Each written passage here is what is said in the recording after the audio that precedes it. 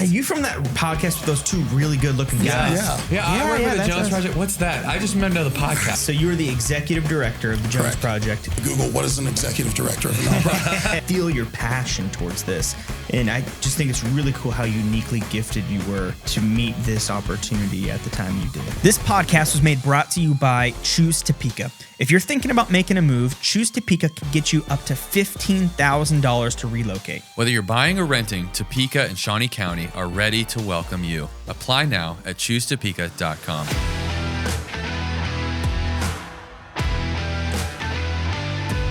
All right. Hey, today we have Coach Damon Parker, the head wrestling coach for women at Washburn Rural and the executive director of the Jones Project. Thanks for being here, man. Thanks for having me, man. Excited to do this. Yeah. This is well, great. Before we dive into Jones Project stuff, we'd love to hear a little bit about you, your backstory with Topeka. Yeah. How long have you been here? We moved here in 2011, so 14 years or so. I was born in Los Angeles, didn't live there long enough to really remember anything. We moved to Manhattan when my dad got a job teaching at Kansas State University and spent most of my childhood there. But then during the summers from ninth grade through college, had a friend in school, two friends, twins in school that had a family farm in Belleville, Kansas. And so every summer I would go up there and work on the farm. And, after graduating from high school, from K-State, I always assumed that I would end up in some really small town in western Kansas or something because I just kind of liked that vibe. But then got a job teaching in Kansas City and spent a decade or so there. And then an opportunity came up to come teach and coach here in Topeka. And we've been here ever since, and this is home, and this is where we're going to stay. I found that a lot of that small town vibe that I thought that I wanted when I was in college is here. It's just a big small town, man. It has some of the advantages of when we lived in Kansas City and like some of the bigger city stuff, but then at the same time you still see people that you know when you're out in the community, and there is that sense of community that we were missing when we lived in Kansas City. And that's one of the things that we like so much about being here. When my kids and I go into the grocery store before we go, we always do the over-under. It's like, all right, 2.5 or higher. And it depends on what time of day. It's like, are we going to see 3 people that we know or less than that? So, and you don't get that when you're in a huge metro area. But you can still have some privacy as well. So that's a little stacked if you know the employees at your grocery store. That's true. And it's guaranteed over. Especially when you spend a long time teaching high school, because a lot of those kids and the number has gone down a little bit since I'm not teaching anymore. But it was up in the 7s or 8s back in the day when I was actually working at the high school there. Were you coaching in Kansas City too? Very limited. I was teaching kindergarten then, so it's a little different to have an elementary school teacher on a high school coaching staff. Yeah. But our building was kindergarten through 8th. So I coached middle school football, and then for a couple of years I coached basketball, having never played basketball. They just needed somebody that had a pulse, and I fit the requirement there. There you go. What's that movie where Vin Diesel plays the child care person? Pacifier. Was it like that? Pacifier. It was like the pacifier. I'd imagine that's you as a kindergarten teacher. I got that a lot. that and kindergarten cop, of course, depending on how old you are. But it was one of those things. People always be like, man, I bet the kids are scared of you. And it's like, man, after 2 days, they realize that I'm not going to spank them. Right. Hey, I'm just a big teddy bear stuck in a big guy's body. So, I loved teaching kindergarten, man. It was a hoot. But yeah, we had accomplished pretty much everything we set out to accomplish there, and it was time for a new challenge, and that's how we ended up here. Yeah. But yeah, the only wrestling coaching experience I had prior to this was I was a low-level assistant at Manhattan High School when I was going to K-State, and then the last couple of years that we were in Kansas City, I had a friend from back in college that was looking for a kids club coach. And so he had me take over at Mill Valley, and I ran their kids club for 4 or 5 years, I think. But had never really coached with head coaching experience at all before I came to Topeka. Okay. So then you came to Topeka in 11.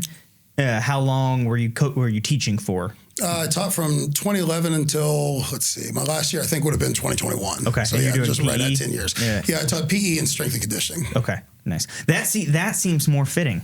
Right. Wouldn't you say? Kindergarten, strength and conditioning. Right. Yeah. Okay. There's really not a whole lot of difference between teaching kindergarten kids and high school kids. Like seriously, like all kids really just want the same things. But with high school kids, they'll cuss at you a little bit more, but they get your jokes, So it's there's a little give and take. Yeah, that's funny. You were telling us off mic the kind of story arc of the wrestling program that you're a part of now. Do you want to tell us about like what it was like when you got here versus kind of what it's like now?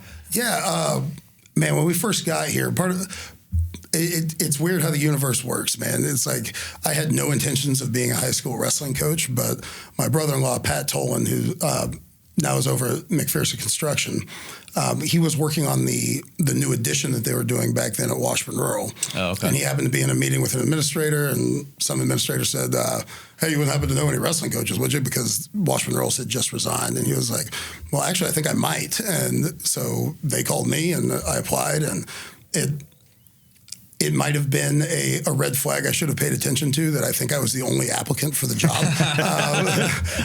But they had a pretty decent team the year before, but all their senior leadership had graduated, and it was a very young team. And it was a good fit because there was so much work to do. Because A, I love a big challenge, and B, there really weren't a whole lot of expectations to win at the time. And so it takes a long time to turn around an aircraft carrier, man. And so we really had to start from the bottom and just like slow build this thing. And it started to catch fire a little bit. And then, now we're kind of where we are. So you came in as the boys wrestling coach. Correct. But you're the girls wrestling coach now. So how did that transition happen? Yeah, girls wrestling didn't exist back in 2011. If a female wanted to wrestle, she had to compete against male competition, which is not good for anybody, Mm-hmm. And I had a couple of girls along the way that were really, really tough that did that. Wow. But not many. And then in 2019, it was pretty clear that they were going to sanction girls wrestling in Kansas. It went to a vote in 2018, didn't pass, but it was going to in 19. And so, I'd looked at all the data from around the country and seen how it was growing in these other states that had sanctioned years before. And I knew that it was going to explode here in Kansas. And the idea was, let's jump out in front of this thing and get basically a year's head start on everybody before they all realize that this thing is real and it's happening and it's not going anywhere. Wow.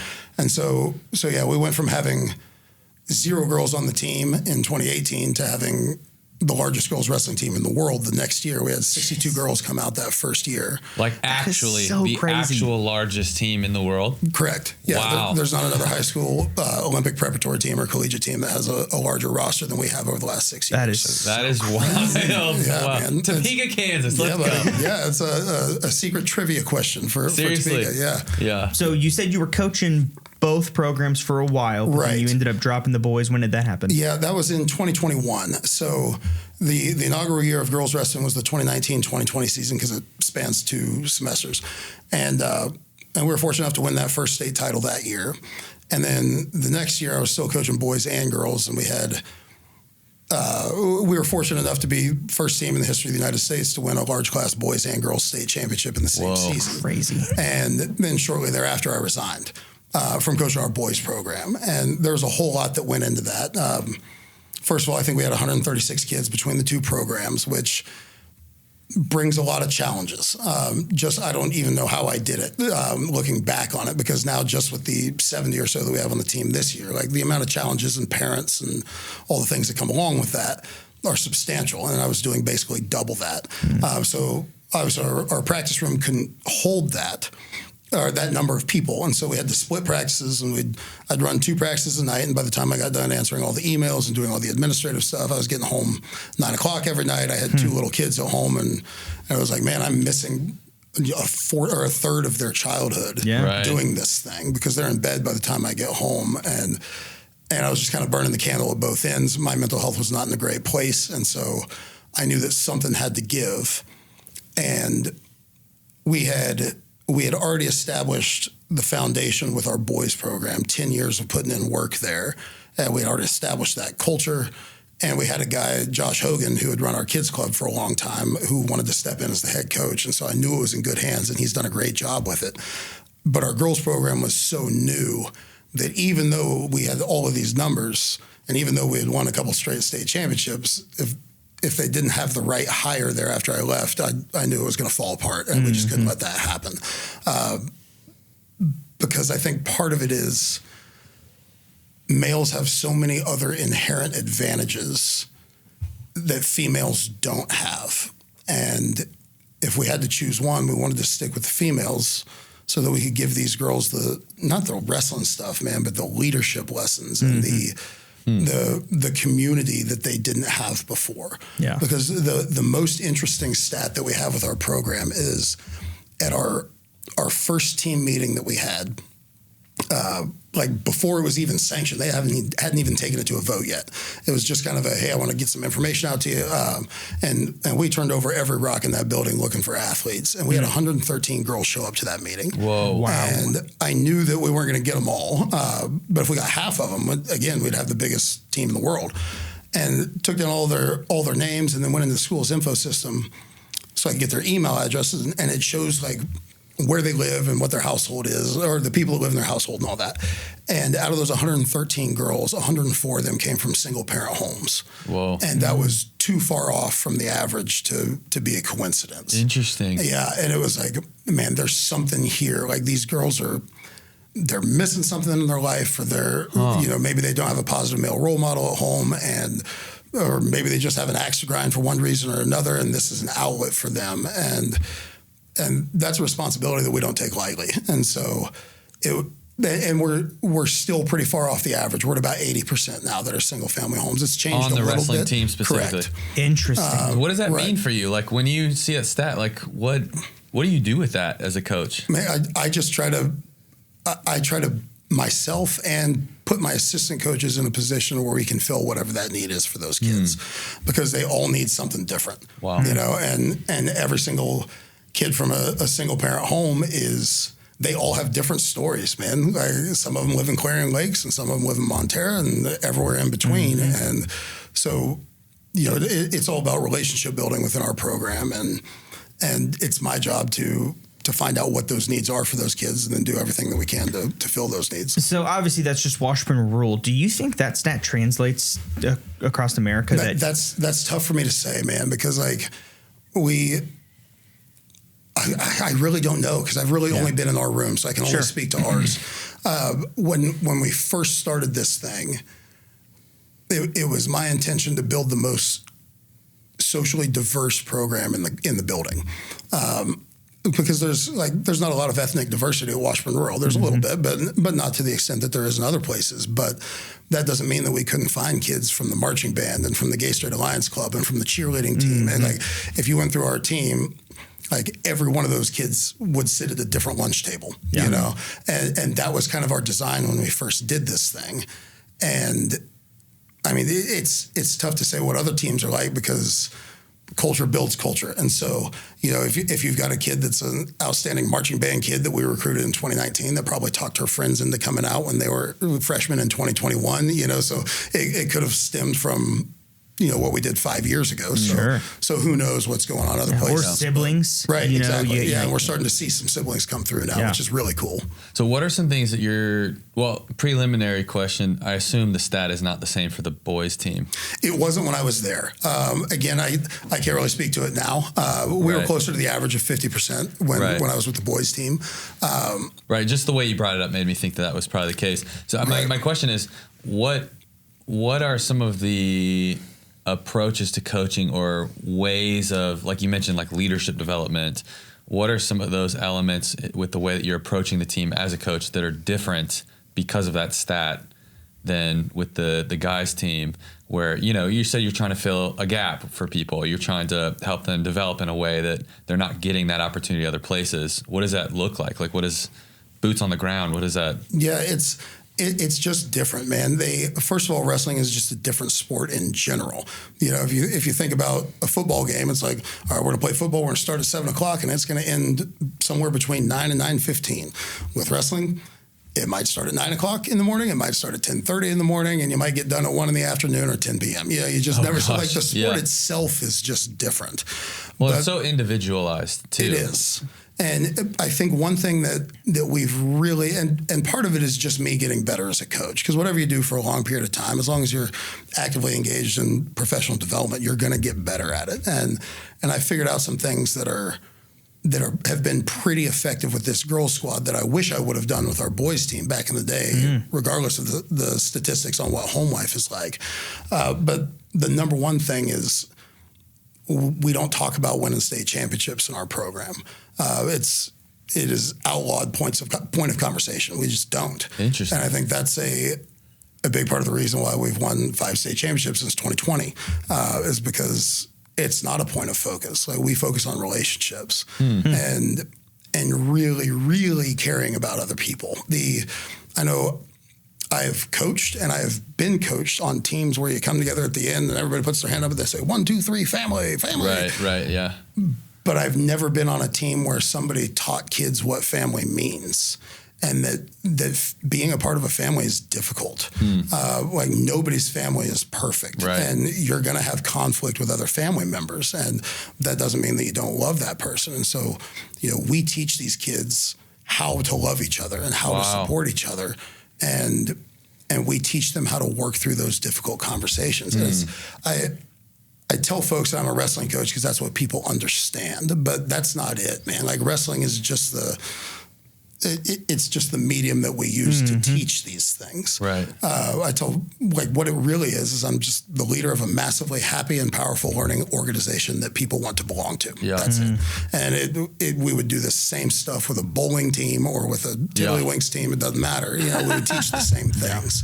And I think it kind of goes to what we're doing with the Jones Project, where I tell kids when I go into schools, I really think that all kids and all human beings, for real, but like kids especially, they really only want 3 things. They want to feel seen, they want to feel heard, and they want to feel like someone like truly cares about them. Yeah, that's so good. And within our program, I tell our kids, we're not going to talk about winning state championships ever. Our goals for the program every year are always the same. And the first one is we want to give these girls a strength that they didn't know that they possessed. The second one is we want to give them a voice that they may not have heard before. The third is we want to give them a platform from which to use that voice. And the fourth one is we want to give them an experience that is so positive that someday when they have daughters of their own, they're going to insist that their daughters wrestle for our program. And if we can do those 4 things, man, we found that championships just kind of take care of themselves. And even when they don't, there's not a tear shed. Yeah. Like, back in the day when I was coaching our boys team and we focused on like the trophies and stuff before we had them, when we didn't achieve that goal, then it was a kick in the stomach for those kids. Right. And if you think about it, if there's 38 teams in 6A and every one of them has the goal of winning the state championship, 37 of them are going to go home sad. And then one of them a week later is going to be sad because they're going to realize that it didn't solve all of their problems when they won a state title. Whoa. Yep. And real. So it's just not a point of conversation for us. And like last year we got 3rd at state, and that was the lowest finish in our program's history. And honestly, it's nice to be in a position where 3rd is the lowest you've ever finished. Yeah. But at the same time, it's like we saw the team that won it. They got their trophy. They smiled for some pictures, got in the bus, went home. Same thing with the second place team. We were there for an hour afterwards. Every single kid wanted a picture with every single coach and every different combination of friends and stuff. Yeah. And everybody was crying, not because we didn't win, but because it was over. And that's the kind of thing that we've been trying to develop here since day one. And I think we've done a pretty decent job of it so far. That's so That's good. super cool. So you mentioned Jones Project. Wait. I have a question before we get to the go ahead. Jones Project. Curious, how do you navigate the tension of, obviously you can't want it more than a kid wants it. You see something in them, you see what they could be if they kind of jump into the program, the discipline, all that stuff, but you can't want it more than they do, right? Right. At the same time, you see something really valuable, in, man, this is who you could be. This is what, your future could look like. How do you navigate that tension of, someone kind of, man, this is too hard, they jump ship versus you kind of pressing in and doing something hard they've never done before? Does that make sense? Like, it does. How do you navigate that tension in yourself as a coach of like, hey, I want this for you, but you're going to have to do it too? Right. Does that make sense? And I think that's part of what is really special about the culture that we've built there is the kids that stick with it for the long haul. I tell them all, it's like this sport will give you exactly what you need. It's not always going to give you what you want, but it'll give you exactly what you need if you stick it out. And they don't all, because it's like this sport is not for everybody. And we tell them that up front. It's like, this is hard. For most of you, this is going to be the hardest thing that you've ever done. And some of you think you've done things that are hard and you haven't. And when you go through this, that's going to be a stark reality for you. And we always have a few kids that come to me and they say, like, this isn't for me, coach. I always tell them, give me 2 weeks, because on the front end, if you've never done it before, it takes a couple of days to get over the weird, right? Like if you've never rolled around with somebody before, that's kind of weird. Right, It takes a few days to get used to the hard, because again, most of them have never done anything that's that hard. And then it takes a week or so to learn a few moves, at least enough to where you can navigate a wrestling match. And I always tell them, it's like, by the end of that 2 week period, if you stay past that day, we expect you to stay the rest of the year. Yeah. But if you get to that 2 week mark and you decide this isn't for me, just tell me, and like, I won't try to talk you into staying, because I can be a very persuasive person. I could probably talk you into staying. If you don't really want to be here, you're not going to give us great effort, and then I'll probably be mad at you for not giving great effort, and you're going to be mad at me for making you stay. It's just not a good situation, And we always do have a few that decide not to stick around, and I wish that I could pull out my crystal ball and have them see the future and what their future would look like if they stuck with it for 4 years versus if they bailed out. What about some of the family dynamics, though? Like you were talking about, like, hey, like your family culture is hard to change. Like what you're used to is the water you swim in, right? And so, hey, on this team, we resolve conflict. Hey, on this team, this is how we treat one another. That can be hard to, there's a lot of just emotional friction when somebody comes up against like being held accountable to those kinds of elements that I would guess is probably a little different than the athletic elements of the team. How have you navigated that of like a student's like, hey man, the wrestling's great, but I hate that person's guts, or I can't take your input, and I don't want to get over this hurdle, like. Man, that's what's been the most rewarding part of this entire thing, this whole experience, because we have really invested in student leadership. And I tell the kids, it's like leadership is simply recognizing that everyone else around you is as powerful as you, is as brilliant as you, and has the same capacity for greatness. Your job is simply to remind them of this fact. Wow, that's cool. And do it every single day. And at the first practice of the year, I always have them break into 4 corners of the room. I put the freshmen here, sophomores, juniors, seniors. And you'll look at the groups, and the freshman group is always the biggest. And then the sophomore group's a little smaller, and that's the way it works, because and so on and so forth until you get to seniors. And it's like, because, some people aren't willing to do those things. Some people aren't willing to like have those difficult conversations with other people. And so it's just easier to not be there anymore. And some will decide that, I've got too many other things going on in my life, because it is a huge commitment. We don't start practice until 5:05 p.m. every night. So they're getting home from school like 7:30. Whoa. Yeah. So and these kids have other things going on in their lives too. And so I think when we really invest in those core kids that we can see are going to be there for 4 years, and we really teach them, how this leadership model works, and that's not a one-off thing. Like we do what we call our leadership academy, where I have our juniors and seniors get together, and we, like every week, it's a different leadership lesson, and then every week there's a homework assignment that you go do out in the field, and really teach them what leadership is and how it's selflessly taking someone from where they are to where they want to be. Wow. And not where they want to be, but where they need to be. Right. And because sometimes those are two very different things. Sure.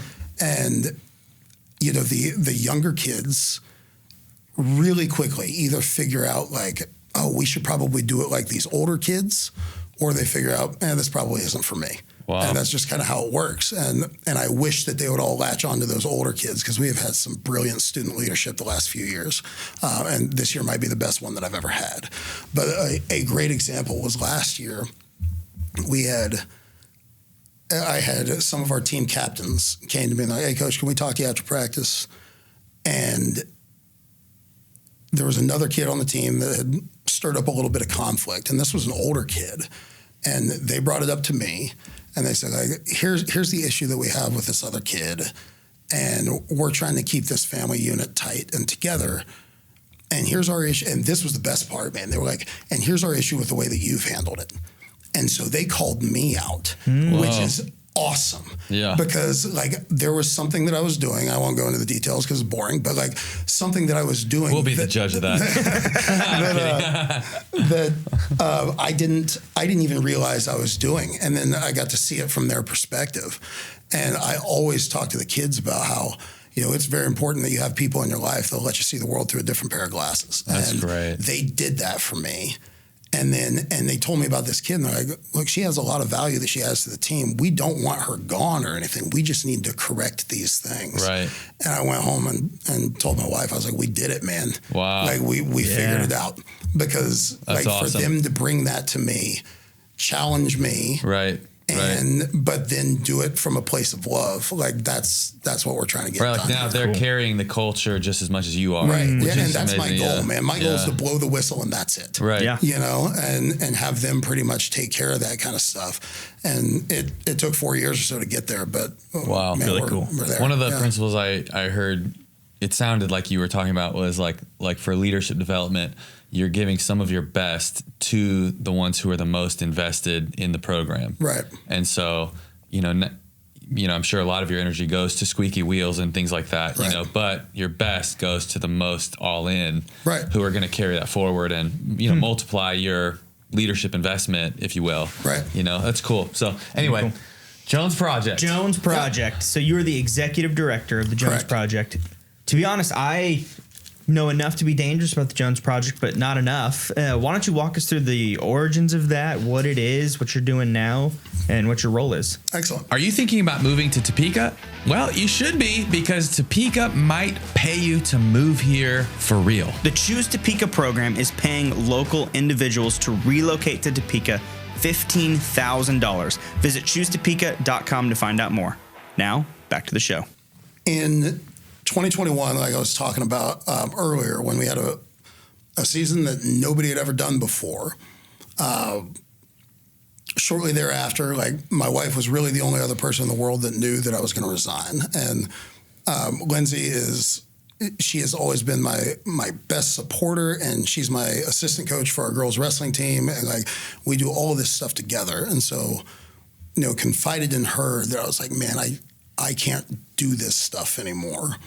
And we didn't really tell anybody else until it was time, because I didn't want it to be about me. It was at the end of the season. Sure. We were having our banquet, but then at the same time, and if I had it to do over again, I would, and I would do some things differently. But at the end of the banquet, I was just like, hey guys, by the way, I can't do this anymore. Like, love you all that kind of stuff. And that kind of raises some eyebrows when you have a season like that and then just walk away from it, because especially when you've got enough years left where you could coach for another decade. And, at the time I just cited health issues, but coinciding with that at the same time, Josh Jones, he was just a pillar of the Topeka community. He died by suicide on March 5th, 2021. And this is like right in that same time frame. And I never met Josh. The first time that we were in the same room was at his funeral. But my wife works at Advisors Excel, and she worked with Josh. And so I went with her to support her because she was shook, just like everybody was. Mm-hmm. And when I went to that funeral, sitting in the top corner, standing room only, and just kind of had this epiphany that if I didn't do something about my rapidly deteriorating mental health, it was only a matter of time until that was my family sitting in the front row. Whoa. And that was just kind of a moment of clarity for me. And I think a lot of people that really struggle with their mental health are really good at keeping it a secret from other people. Sure. Just because it's easier. And I had done that forever and got really good at keeping it a secret from folks, and including my own wife. And after that funeral, like get in the car, it was appropriately pouring rain on that day. And like get in the car and had what could only be described as a total mental breakdown, and kind of told my wife about what I'd been going through for the past couple of decades. And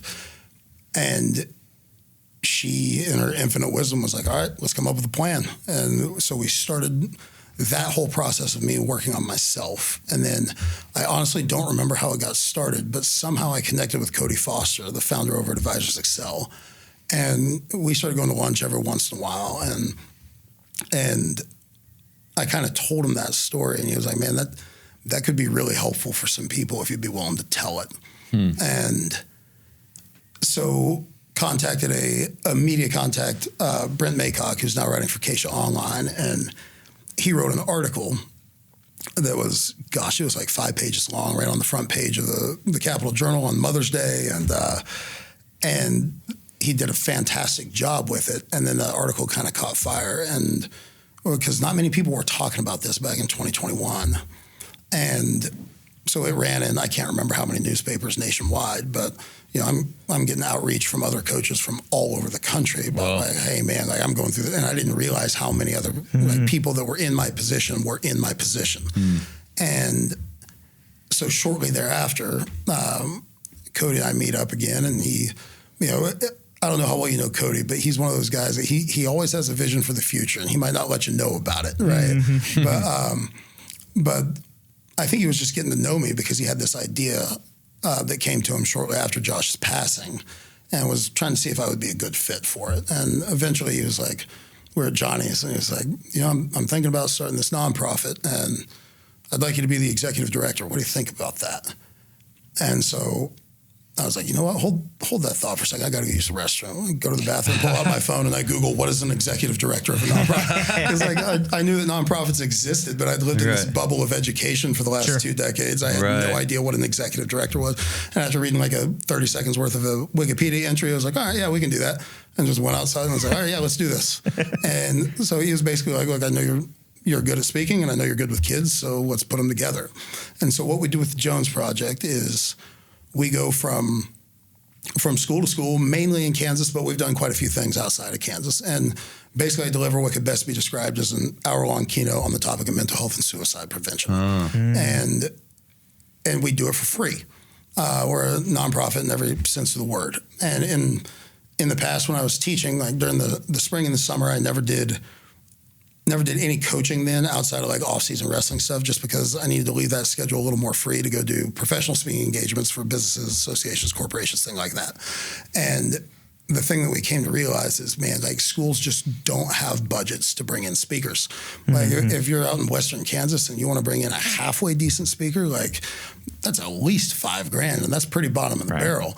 And so it's like, let's do this thing for free. And then this is a cause that a lot of people, it's very easy for a lot of people to support, because everybody in some way, shape, or form has been touched by mental health struggles, and like whether it's themselves, a friend, a family member, whatever.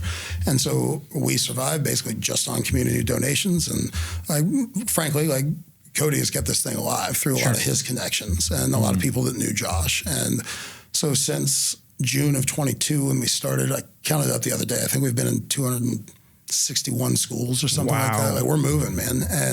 And the coolest thing about it is it has all been word of mouth. There's no, hey, can I come to your school? It's like, I had an old, they're calling you. Yeah. I had an old wrestling contact at Council Grove, Jay Dornbos, and he's the principal there now. And there's an article that came out about what we were going to do. And he called and he's like, hey, I want you there like beginning of the year.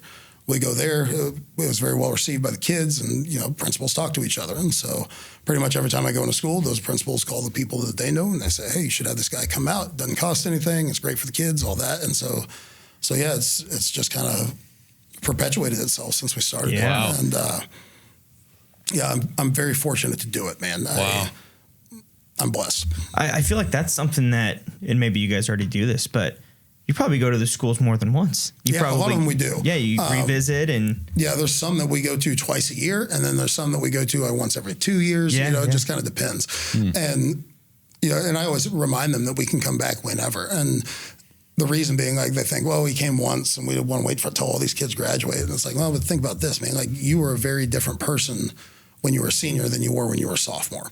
You know, and in some of those schools, when I first started doing repeat visits, I was like, I don't want to repeat all the same stuff that I did before. And so like I totally mixed stuff up, and we're constantly evolving and changing, but like there's some keystone stories that, I would leave out of this because I've already told that group that, and I had kids come up to me afterwards, why didn't you tell that story about blah, blah, blah, and so it's like, it made me realize, whatever we were saying hit with them. And so we need to come back to that and, pepper and stuff and that's the coolest thing about doing it, man. It's like, it's a never ending focus group. I can see what lands and what doesn't and what's most effective. And the coolest thing about it is the social media aspect. Because whenever I go speak to, and I'm not super active on social media, like I post every once in a while, but we're pretty dang busy with this. I'm not very good at it. And so it takes me way longer to put one up than it would for a high school kid to put up a TikTok or whatever. Sure, but what I mean by the social media aspect is when I go speak to an adult audience, it's always the same, get done, half a dozen people or so come, hey, great job, thanks for coming, all that kind of stuff. When I go talk to kids, they do the same thing, but then they add in at the end, now here's everything that's going on in my life. And I think it's an opportunity for them to kind of trauma dump a little bit. Wow. Because it's like, I'm a real person that stood in their auditorium on their stage, not just some dude on a YouTube video that they had to watch in their homeroom class. But also there's the duality of, I'm probably never going to Caney Valley High School again, so they're probably never going to see me again. And so that gives them the freedom to tell me some things that they probably don't want to tell their school counselor, that they're going to see in the cafeteria every day, or that might be friends with their mom or whatever. And so through that, we've been able to catch a lot of kids who either intentionally or not have been slipping through the cracks. And then I can communicate that to the counseling staff there at that school. But then there's always a select group of kids that doesn't want to get in that line and come talk to me at the end. And those are the ones that you really worry about. But we make our social media very accessible to those kids. And I've gotten, I get so many messages, and most of them are just like, hey, thanks for coming, all that. But every once in a while, we'll get one that, like, I'm still a mandated reporter since I'm a coach. Like, I'll get one that's like, man, this is a red flag. This needs to be addressed immediately. Wow. But now I can screenshot that. And I can send it directly to the counselor and say, in her words, this is what she said. And I can't tell you how many times we've gotten messages that were like, man, you're talking our school today, like ignited this spark that I had. And I decided to tell my mom about what I've been going through. And we got an appointment set up for me and all this. Like we had one just within the last couple of weeks, man. Like, and I don't know if you want to go into the whole mountain climb thing, but I did this endurance event that they happened to write an article about in the Washington Post. And because of that article, we got into a lot more schools around here because it got shared a lot on social media. And one of those schools that we went into, there was a kid afterwards that, long story short, basically said, I had a suicide plan that I was ready to enact. And because of the Jones Project coming to our school today, I went home, told my mom about it. She's got an appointment set up for me with a psych next Tuesday. It's awesome, man. It's praise God. We went into this thing thinking, if we do this for a decade and one kid decides to stick around that wasn't going to otherwise, then it was totally worth doing. And man, we've had that over and over and over again. So I'm just enormously grateful that Cody had this vision, and even more so that he tabbed me to help see it through. So cool. Do you have a team that works with you at the Jones Project? Nope, just you? Well, kind of. I have a virtual assistant. She's a real person, but she lives in the Philippines. Gotcha. And she handles Mary handles a lot of the administrative type stuff that we do. Hi, Mary, if you're watching. But yeah, so she does all of that for us. But other than that, man, it's just me and my Subaru, and that's about it. Come on, man, let's go. So cool. Yeah. Tell us about the mountain climbing. Oh man, this one again was kind of facilitated originally by Advisors Excel. Was it the 29029? It is. Okay, yes. The what? The 29029. If you're not familiar with it, it's an event where they do it at different locations across the country. But you start at the bottom of the mountain and you climb to the top. And when you get to the top, you ride a gondola back down to the bottom, and you do it repeatedly until you've reached 29,000 vertical feet of gain, which is the height of Mount Everest. And you got 36 hours to do it. So it's not just a physical endurance thing. It's also an exercise in sleep deprivation, because especially for a guy my size, because I probably have 100 pounds on the next closest finisher, Yep. And so I have to move at a pace that doesn't allow me to sleep. And I just go into it like, okay, we're going to be awake for 36 hours, And the first year of the Jones Project, a lady named Stacy Shellman, who was running it for Advisors Excel, they had a group of people going, and she called me and was like, we're going to do this. And we were thinking maybe we could do it as a fundraiser for the Jones Project. Do you want to do it with us? Oh, cool. And I looked it up a little bit and I was like, oh my gosh, that sounds impossible. And I was like, I'm not sure. I can't afford it. It's not cheap. You're not just like casually climbing Mount Everest all the time. Right. And so, it's not cheap, so I tried to use that as an excuse. And she's like, well, we have a donor that wants to take care of it for you. And I was like, well, now I don't have an excuse, so I guess we'll do this. Time to start training. Yeah, I told her yes. And then they had already been doing the training plan for 15 weeks. Oh, gosh. When I said yes, I looked at it, and I had 7 weeks left until the event. Oh, dang. And so then it was like, go from squatting and deadlifting every day to like, now let's completely switch the way we're training. Yeah. But yeah, that's been kind of the lifeblood for our organization because every year we raise a bunch of money. And so you're doing that every year? This last one was the fourth one that I've done. Okay, yeah. I have some buddies who've done it with AE. Yeah, that's part awesome. of that group. Yeah. Who went with? Bob Clifton went. Oh, yeah. He's a machine, dude. Yeah. I think he got second last year. He blazes past me. Yeah. He did it again this year. Yeah, I've done it a few Canada times with or Bob. something. Yeah, that's where we were this year. Danny Hotajak did it. I think those are the only guys I know who did it. Cool. But they loved dudes, it. Man. Yeah, it is truly a special experience. Yeah. And Special. That's it is, man. It's like it's like I tell our wrestlers, it's like you have no idea who you are as a human being until you push yourself to the point where you've got both feet firmly out of your comfort zone and in the growth zone. Right. And that event will put you there. Yeah. And this past year, it's like we went to Whistler, which is in British Columbia in Canada. And I'd been fortunate enough to get my red hat, like finish the event at the first three that we went to. And so going into this last one, it was like, man, what do you get out of doing something where you're 95% sure that you're going to accomplish the goal? Like, is that worth the amount of time away from the family? And okay, again, my wife is super understanding and accommodating and lets me do this thing every year because it is a big commitment on the whole family's part. Totally, yeah. But it's like, why go through all that for something that I know I'm probably going to be able to do? Right. So how can we up the ante a little bit and make this like increase the level of difficulty? And so what we did was you carried Bob on your back. Close, not quite Bob, but started selling to like some of our bigger donors throughout the year. Started selling bricks. What? Are you serious? 6 pounds each. Yeah. Dang, okay. Started selling these bricks and ended up started the event with 48 pounds on my back. And then after the second lap, like a dummy, I checked my email real quick. No. And I had sold 2 more. And so then I had to load it. So we did the last 6 laps of this event with 60 pounds on my back. And dang. That was part of it was, again, it was a great way for us to increase the bottom line of the organization, keep the lights on and all that kind of stuff. But at the same time, it was like, I want to see, I'm 45, man. I want to see what I'm still capable of. Come on, man. And that taught me exactly what I was capable of. If somebody would have said, we'll give you $1 million to do one more lap, I would have said, I'm good. I couldn't take another step when I was done. But again, with the weird way that the universe works, man, there was a reporter there from the Washington Post that was just doing a story on the event. And then word travels fast when why is that guy carrying a huge military bag on his back? I went to Einstein's here in town and just got what do they call it, a molly pack. And so word kind of traveled on that. And then that reporter and the photographer followed me around for a bunch of hours at different points during the event. Oh, that's cool. And they did a story on 3 or 4 different climbers.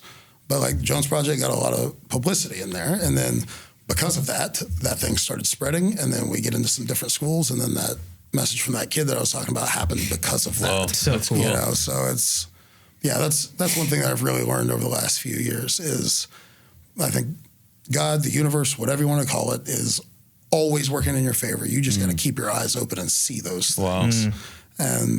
And yeah, this job has really allowed me to do that. Wow. Super cool. What have you found? What are some things that you found have helped just your consistent mental health over time?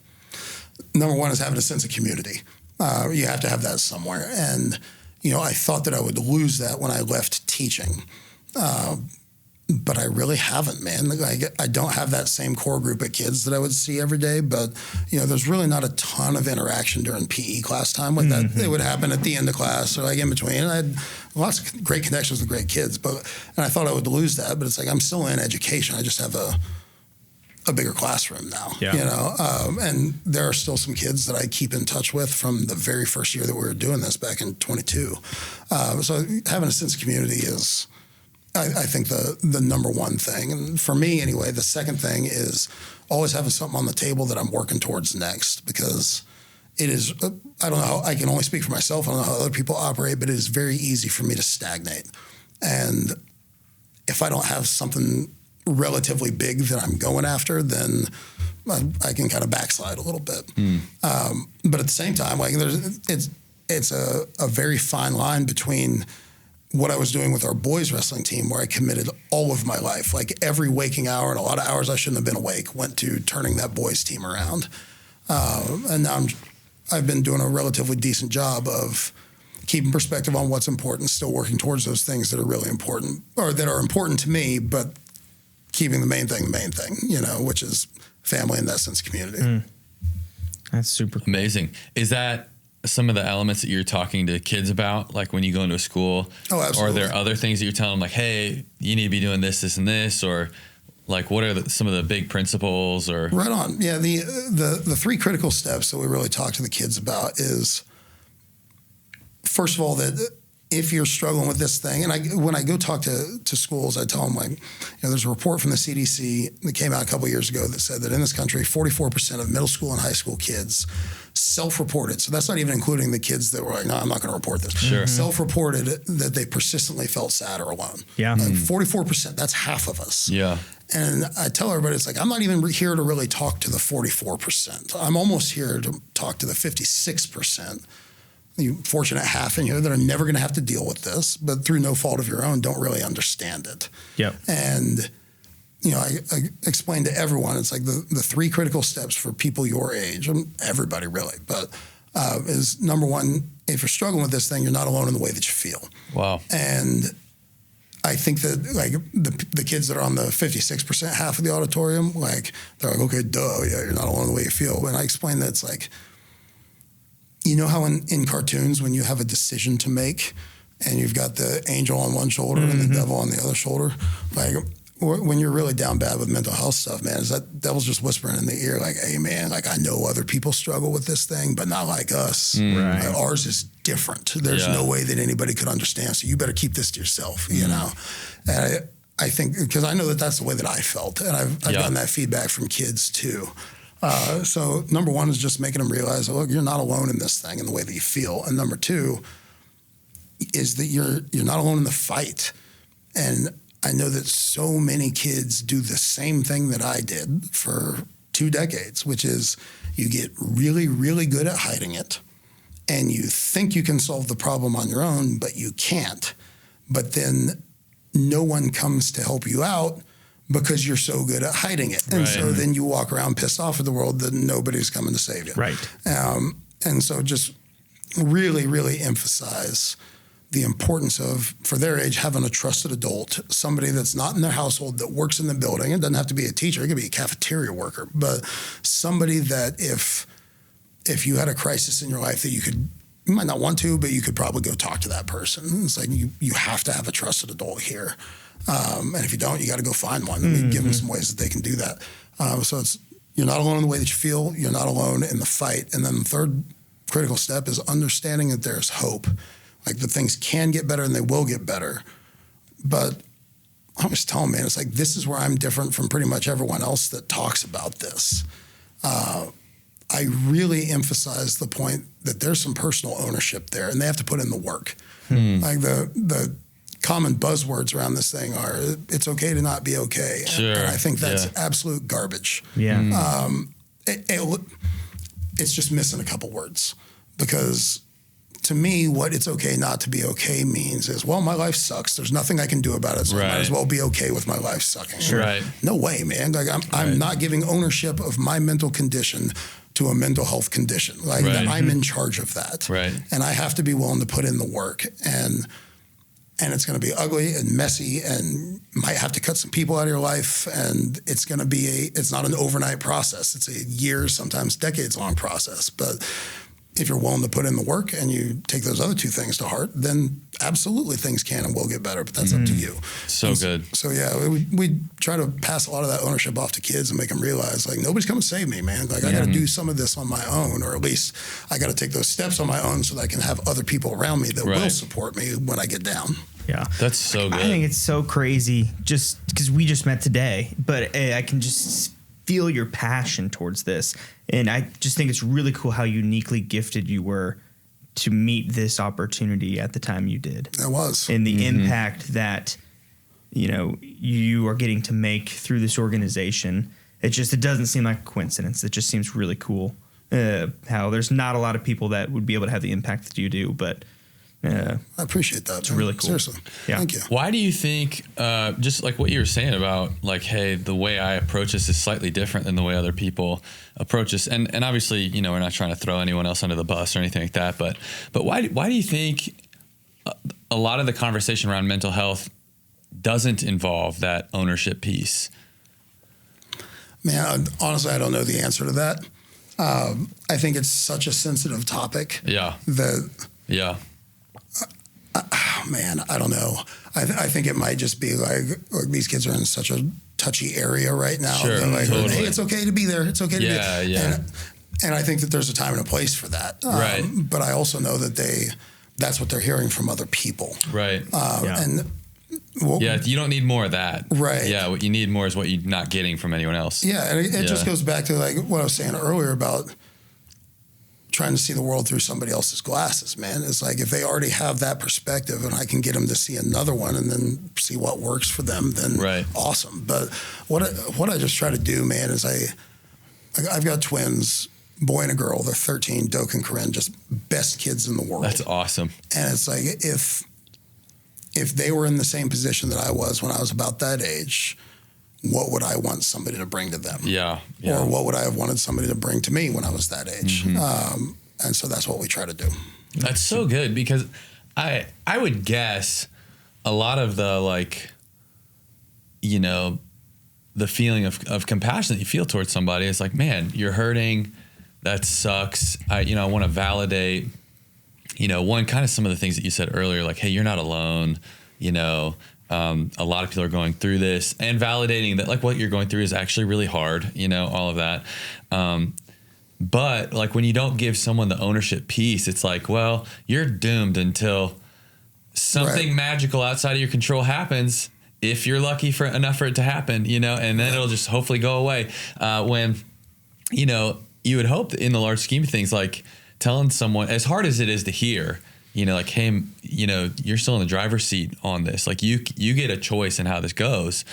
As hard as that is to hear, because you can obviously go down the kind of shame route of like, I suck, I caused this, which, there's things to be said about that, but is actually really empowering.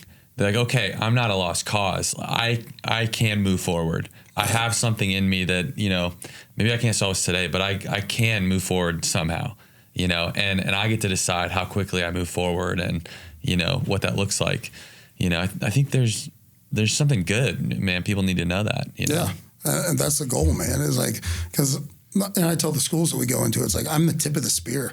Even if you got me coming back twice a year, that's like, they're in school for 188 days. Yeah. So I'm not here to do all the follow-up stuff. Right. But I'm here to get the conversation started. Right. And hopefully get some of those kids that are like, oh, maybe I can do something about this, get them in that counseling office or get them talking to somebody. So you're primarily giving keynotes to students. I think you mentioned you give keynotes to businesses and to adults, or man, I've got the weirdest Venn diagram for occupations ever. It's the girls wrestling coach thing, the nonprofit director thing, and then away from the nonprofit thing, like we'll speak in businesses and things like that. Okay. Now there are a couple of exceptions. That's not associated with Jones Project. Correct. That's like other. Correct. And that'd be like, sometimes it's mental health stuff, sometimes it's leadership, culture building, all that kind of stuff. Climbing mountains. Right.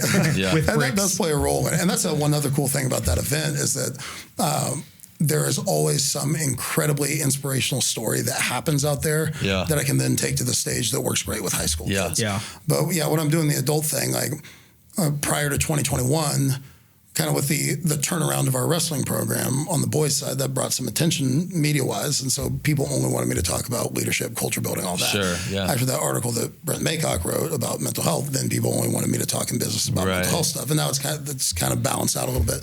But the stuff that we do with the Jones Project, we really only do in businesses if we've got a donor that bought a couple of bricks that lives in Utah, like we'll go talk at their company meeting or whatever, you know. But yeah, for the most part, it's what I'm doing with the Jones Project is almost exclusively with kids. Cool. That's cool. Yeah. That's great. Have you guys heard of the comedian Nate Bargatze?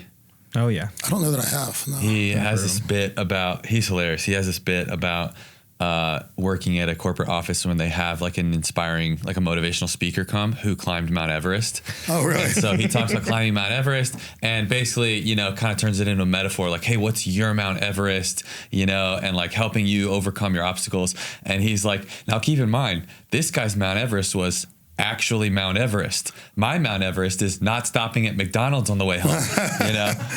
He's like, man, that's so funny. Challenges are all relative. Yeah. Gosh, this has been good. Yeah, Do we man. want to switch to some rapid fire? Yeah, let's shift to maybe like Topeka specific, like life in Topeka, and then we'll have some rapid fires. What are some of your favorite parts about living in Topeka?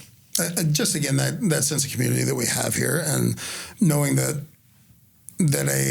again, trusted or adults need trusted adults too, you know, and knowing that we've got those around here for myself or for my wife, and you know the support that we've had and the way that people have welcomed us in here pretty much since day one. That's been my favorite thing about it. As far as my kids go, they go to school at Washburn Middle School. They're in the 437 district, and like I've been a part through my career of a lot of different school districts, and there's nowhere else I would want to send my kids. The new middle school or the old middle school? They're the old middle school. Okay. Yeah. Have you seen the new one? I have, yeah. I haven't been in it. It's pretty cool, man. I heard it's sweet. And one thing they did really well was, you know, if you go into the old middle school, it looks like a new middle school now. Like they did enough renovations in there to where it's not like, well, we have this one really fancy building and then we got this old building. If you went in, you wouldn't know which one was which. Yeah. And plus, that one's 90 seconds from my house, so that's nice. Why my kids still go there. But no, they're like, Dad, we want to go to the new one. Too bad, not happening. No, they both wanted to stay there, man. And but yeah, the community and the schools for our kids, and then you know there are awesome opportunities for people to work here. Like my wife, like I said, has been working at Advisors Excel since, gosh, she's been there for at least 10 years now. She didn't start there right when we moved here, but you know, with the speed at which that company is growing, like there are always going to be opportunities for qualified people to go work for them. That's wild. We love it here, man. So moving from Kansas City to Topeka, what do you think that Topeka has on Kansas City? Again, I think the one thing we don't have is food. Like I do miss some of like the Mediterranean food, like some of the things. Have you been to Cabo? I haven't yet. I've heard it's pretty good. I've heard it's pretty good. I haven't been over there yet. But the thing that we do have over here, again, I hate giving the same answers over and over again, man. But like, you know, I taught for a decade in Kansas City, and we lived in Merriam in Johnson County, and my wife worked in Olathe, and I worked in Platte County up here. Oh wow! And then I did that kids club coaching in Mill Valley over here in Shawnee, and so spread, man. This loop every day was 100 miles or so. Gosh, and that's insane. Yeah, it was bonkers, man. You just get used to it, you know. Like listen to a lot of podcasts, and all that kind of stuff. Yeah. But at the same time, like I didn't felt like I couldn't tell you what my neighbor's name was. Wow. In Merriam, and I didn't know outside of the people that were like in my wing of the building. I didn't know a ton of people up in Platte County where I was even teaching, you know. And once I started coaching over here, started to get to know a little bit of those people, but never saw them out in the community, and never really talked to anybody outside of that wrestling environment. And it's completely different here. And man, you can't put a price tag on it. I love the over under metaphor that you used. Dude, that was great. I find myself walking into restaurants and I'm just like scanning the restaurant. I know. Who's here that I know? I know. Okay. I do the same thing. As soon as I walk in, I'm looking around. And then 5 minutes later, you know, they come walking in. It's like, oh, hey, how we doing? Yeah. And there's been more than once where my wife and I have gone out to dinner and we asked for the check, and the waitstaff says, "Oh, somebody already took care of it for you." Yeah, that's and it's cool. like that never happened when we lived in Kansas City. Wow. You know, and it's like, and then exactly what you said. It's like, who is it? And there's usually 2 or 3 options on who it might be. Wow. You know, because you get to know a lot of people here. Yeah. So I think that's one of the biggest benefits. But at the same time, it's not like when I was working in Belleville, Kansas on the farm, and every single person knew everybody's business all the time. You know, it's a happy medium between the two. Right. So well, now I just let you're going to get the Topeka Insider bump now. People aren't going to recognize you from anything except Topeka Insider. Are you from that podcast? Are you from that podcast with those two really good looking guys? Yeah. I work with the Jones Project. What's that? I just remember the podcast. Yeah. My kids call it Topeka Famous. Yeah, that's right. We leave here and then nobody ever says anything. But every once in a while, I'll be walking through. We were in Menards not too long ago, and from across the way, some kid yells, "Hey, it's the Find a Way guy!"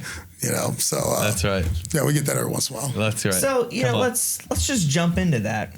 We like to end our time on Topeka Insider with some rapid fire questions. Okay. And if you're from Topeka, which most of our guests are, they tend to be a little bit longer if we get into the Topeka questions. So you mentioned it. You're going to do a home project. Menards, Home Depot, Lowe's. What kind of project am I doing? Just if it's a random tiny one, probably Home Depot.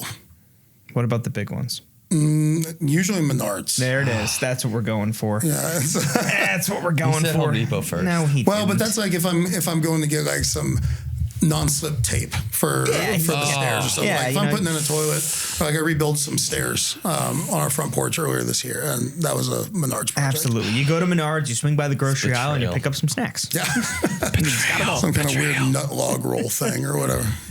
What do you think? Brutal. What's something that Topeka, in your opinion, is missing? Maybe a restaurant or a thing to do? A Mediterranean place. Man, that's it. I'm as you can probably tell, I'm a foodie, man. I like to eat. And don't get me wrong, there are a lot of great options here, but as a guy that just cannot get enough hummus. Name a Mediterranean place in Kansas City that we need here. Oh man, most of my favorite ones are mom and pop shops. There's one called Poppy's that's close to Rockhurst University on Spruce. And that place is probably my favorite. Have you had? Wow. Is it Medis? Have you had Medis? I don't know that I have. That might be a Wichita place, but they're Mediterranean. They're really good. Wow. Do you have a favorite local place? Honeybee is awesome. What is that? Honeybee is it's on 29th. It is the best kept secret, man. If you don't know about this place, it's, we'll let them know. It shares a location with I think it's called Crispy Co. Like they do over here, it's like deep fried chicken wings and French fries and stuff. And over here at Honeybee, 29th and Wanamaker.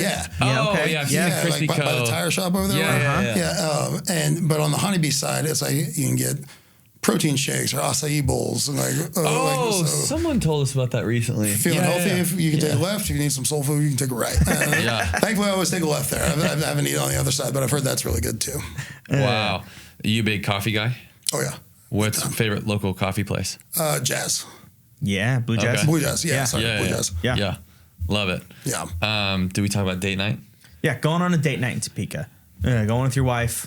What are you doing? Where are you going? Have one scheduled tomorrow. Okay. We're doing something different this year with our wrestling team. And I know this isn't really lightning round, I'll go fast. But it's such a demanding sport of time that and I don't do a good job of relinquishing control to other people. Mm-hmm. And so going into this year, I was like, I'm going to turn over Tuesdays to our assistant coaches. And I told this was the coolest thing, man. At our parent meeting, I was like, if you send me an email on Tuesday, you'll get a response from me on Wednesday.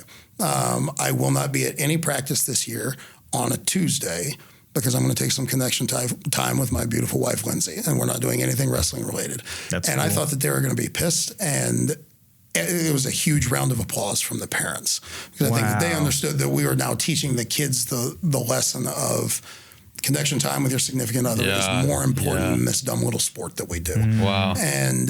And plus, again, it gives our coaches a chance to flex their muscles because I have the best assistant coaching staff in the state. They were the state assistant coaching staff of the year last year. Wow. But, so tomorrow night, we'll do what we will do pretty much, at least until our package runs out. We'll go do lava yoga tomorrow night. Yeah. Okay. And we did that last week, and we'll do it again this week. But yeah, we love doing that, and we're hands-on type folks, and so we've done a lot of ceramics classes and things like that. Oh, that's real cool. Yeah. This is super random. I was thinking about asking you about the next 29029, but it made me think the guy who runs it, Jesse Itzler. Mm-hmm. Have you read his book, Living with a Seal? I have not. I was at his house earlier this year, though. Were you really? Yeah, in Atlanta. We again organized through AE. a bunch of the folks that were 29029 alumni that were with our group went down there and like did the ice bath, and his ice bath is different, man. It's salt water. It's like 29 degrees. It's ridiculous. Oh, I bet he's next level. Yeah. And like he has a sauna right next to it, and so kind of bounce back and forth there. So he has this book called Living with a Seal, and it's anonymous. He doesn't tell you who it is in the book. He says like intentionally, so he only calls this person the Seal, but he pays this guy to live with him for a month to train him. And if you Google it, it's David Goggins. Yeah. So he has David Goggins live with him for a month, and he documents every day of the month. And the only rule, because he met David Goggins at like an ultra marathon, and was like, who the heck is that guy? That guy's a freak. And so he's like, hey, he pitches, hey, would you live with me for a month? And the guy says, well, hey, my only rule is you're not allowed to say no to anything I want you to do. And he says, fine, I'll say yes to whatever. So he'll like wake him up in the middle of the night. He makes him like sleep standing up in a chair. Like he makes him like do all kinds of random stuff. Like he makes him go on long runs in his like corporate suit randomly in the middle of the day. Like it's just wild. And it's hilarious, but it's also like super inspiring, and just kind of motivating. So I can't believe I haven't read that one yet. That was my the first time I'd ever heard of Jesse Itzler. Yeah. He's really? A funny dude. Yeah. Yeah. We asked him about that, like when we were at his place, like had kind of a roundtable discussion beforehand. And so I was like, how's it like living with Goggins? And he was like, oh, okay. Yeah. It was a lot. Yeah. And that's all they said about it. It was just like, I don't want to talk about it anymore. Yeah. Dude, it's hilarious. It's a great book, especially it's like an audiobook while you're working out. It's an incredible listen. Yeah, because he narrates it. Yeah. Oh, cool. And he's just a funny dude. Read that, man. Yeah, he was such a great dude, man. And the coolest thing about him, I like 2 or 3 of those 29 events before. I was hiking up towards the summit, and like for the last 45 minutes or so, I was just walking with this dude, chatting with him, and really, really cool guy. And then get to the top, we kind of parked, go our separate ways, and then a bunch of other people came up and they're like, oh my God, you were hiking with Jesse Itzler. And I'm like, who's Jesse Itzler?